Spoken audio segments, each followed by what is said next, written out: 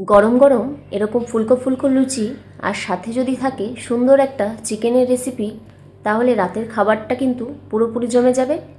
আজকে একটা সুস্বাদু চিকেনের রেসিপি থাকছে। প্রথমেই এখানে আমি 1.5 কেজি মতো চিকেন নিয়ে নিয়েছি, আর লাগছে মশলাতে পোস্ত, আর এখানে চিনেবাদাম নিয়েছি, লাগছে আলু, আর বেশ খানিকটা পেঁয়াজ কুচি। প্রথমেই কড়াইতে বেশ খানিকটা তেল দেব। তেলটা গরম হয়ে গেলেই কেটে রাখা আলুগুলো দিয়ে দিচ্ছি, আর সামান্য হলুদ দিয়ে আলুগুলোকে বেশ লাল লাল করে কিন্তু ভেজে রেখে দেবো আগে থেকেই। মাংসে একটু আলু না হলে কিন্তু ভালো লাগে না। আলুগুলো ভাজা হয়ে গেছে, এবার আলু ভাজার তেলের মধ্যেই যে পেঁয়াজগুলো কুচি করে রেখেছিলাম সেই পেঁয়াজটা দিচ্ছি। এখানে আমি 4টে বড় সাইজের পেঁয়াজ নিয়ে কুচি করে সেগুলোই ভেজে নেব। যেহেতু অনেকটাই চিকেন রয়েছে তাই পেঁয়াজের পরিমাণটাও একটু বেশিই লাগবে। পেঁয়াজটা ভালো করে ভাজা হয়ে গেছে, এরপর তেল ঝরিয়ে তুলে রেখে দেব।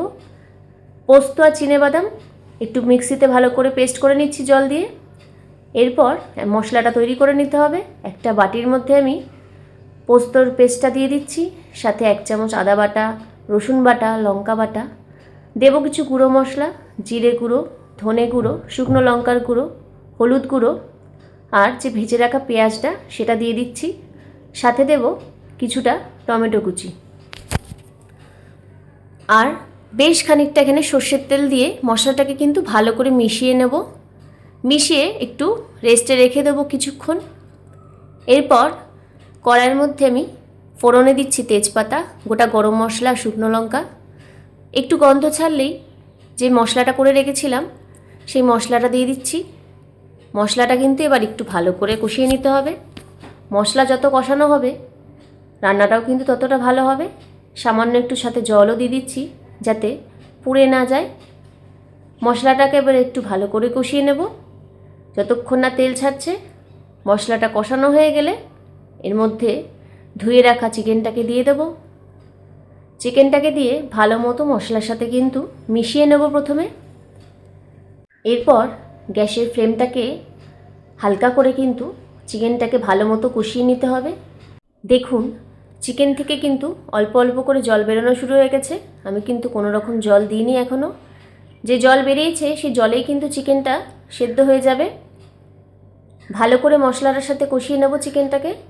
এরপর ভেজে রাখা আলুটাকে দিয়ে দেবো।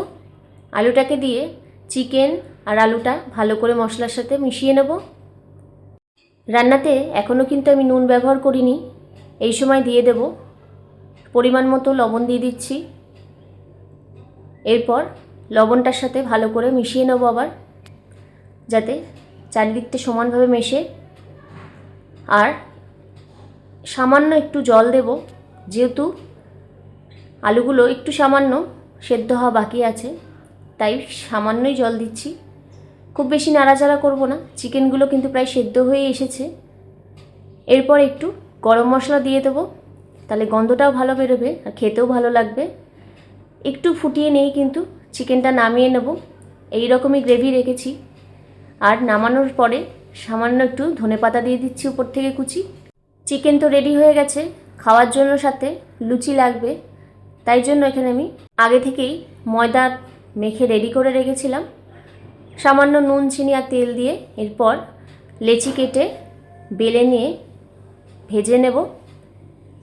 মাংসের সাথে এরকম ফুলকো ফুলকো লুচি কিন্তু ভালোই লাগে খেতে।